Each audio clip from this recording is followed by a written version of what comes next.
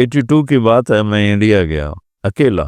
Train میں تھا تو جالندھر سے رش چڑھا اور لوگ کھڑے ہو گئے، تو ایک نوجوان سا تھا، وہ جوان تھا، نوجوان تو نہیں تھا، وہ کھڑا ہوا تھا، تو میں ایک سکھ کو دعوت دے رہا تھا، تو میری غور سے نہ سنتا رہا، تو مجھ سے انگریزی کہتا فرام ویئر یو آر، میں کہا فرام پاکستان، تو پھر کہنے لگا فرام ویئر ان پاکستان، میں کہا ملتان، فرام ویئر ان ملتان، میں کہا وائی آر یو آسکنگ، کیوں پوچھ رہے ہو، کہ I am from Multan a small town Tulamba, اس نے جب تلمبا کہا تو میں ہنس پڑا، تو پھر اردو میں بولا، ہنسے کیوں ہوا، میں کہا آئی ایم فرام تلمبا، کہنے لگا آپ اپنی بولی بولی ہے،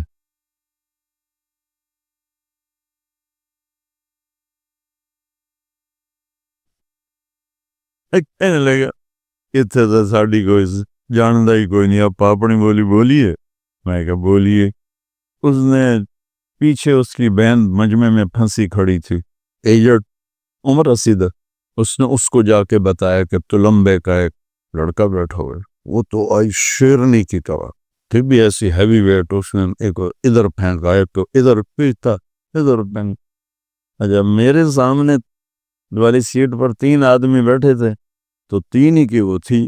تو اس نے آگے ان کے بیچ میں جو گھسی، ایک نیچے گر گیا، واپی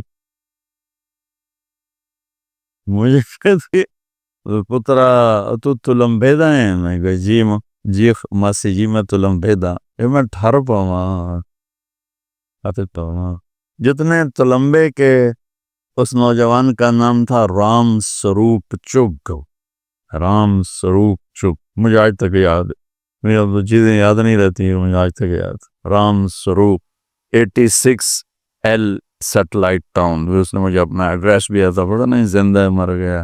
لیکن تلمبے کے ہندو سونی پت شفٹ ہوئے، اس سونی پت کے مسلمان وہاں تگا ایک قوم تھی بڑی، وہ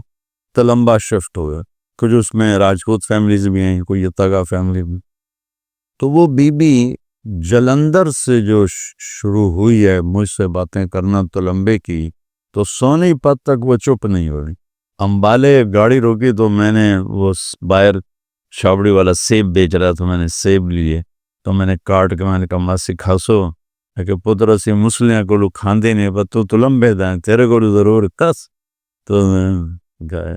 وہ بڑی مالدار فیملی تھی، انہوں نے مجھے جو حویلی بتائی وہ تلمبے کی ایک اینٹیک حویلیوں میں تھی، تو کہنے لگی میرے باپو حویلی پوری کی تھی تو دو ملک بن گیا، تو سمجھ اے چھوٹا جہا ہے اس دے رام سروپ جمعہ ہے یا 6 مہینے دائی انہوں لیتے سے نکلے ہیں، تو ہر شاہ چھڑ دے آ گیا۔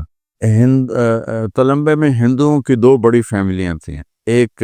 پروتھی اور ایک چک، انہوں نے پورے علاقے کے ذمہ داروں کو اپنا غلام بنایا ہوا تھا، سود پہ قرضے دے دے کرنا، ان کی زمینیں ساری انہوں نے وہ قبضے میں کی ہوئی تھیں، اور وہ ان کے غلام تھے،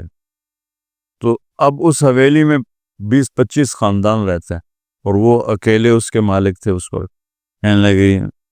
میرے باپو ایتھے آ کے مرن تائیں جتی نہ پائی، کہ جتی پاؤنی ہے تو تلمبے دی پاؤنی، نہیں تو پاؤنی نہیں، ایک تلمبے کا حکا،